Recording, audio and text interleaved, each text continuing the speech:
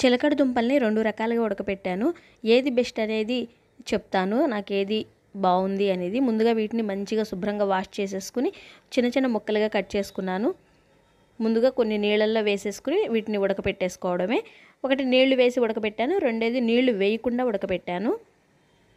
చిలకడ దుంపలు మన హెల్త్కి చాలా మంచిదండి. ఇవి ముఖ్యంగా ఏజింగ్తో వచ్చే స్కిన్ మీద గీతలు, ముడతలు ఇవేవి రానివ్వకుండా స్కిన్ ఎప్పుడు యంగ్గా ఉండేటట్లు చేస్తాయంట చిలకడ దుంపలు. అలాగే ఫ్రీ రాడికల్స్ అంటే ఒంట్లో ఉండే చెత్త, చెదారం ఇవన్నిటిని కూడాను బయటికి పంపించేస్తుందంట. చాలా మంచిగా వీటిని తింటే మంచిగా ఉపయోగాలు అయితే ఉన్నాయని చెప్తున్నారు. అలా అని చెప్పేసి ఎక్కువ తినం కదా, రోజుకొక దుంప చొప్పున. వీటిని ఇలాగే ఉడకబెట్టుకు తింటే గొంతుకు అంతగా దిగట్లేదు. సో కొంచెం స్వీట్నెస్ యాడ్ చేస్తున్నాను. కొద్దిగా బెల్లం వేస్తే స్వీట్గా ఉంటాయి. ఇవైతే ఇలా ఉన్నాయి.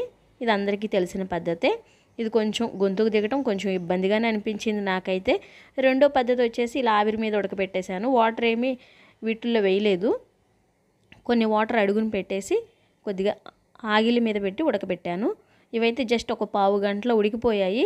ఇలా ఉడకపెట్టడం వల్ల ఏంటంటే వీటిల్లో ఉన్న న్యూట్రిషన్ వాల్యూస్ అనేవి వాటర్లో వెళ్ళిపోకుండా చక్కగా ఆవిరికి మగ్గిపోతున్నాయి. అన్నీ కూడా మగ్గిపోయాయి. ఒక దుంపకైతే పీల్ పైన తోలు కూడా వచ్చేసింది దీనికి.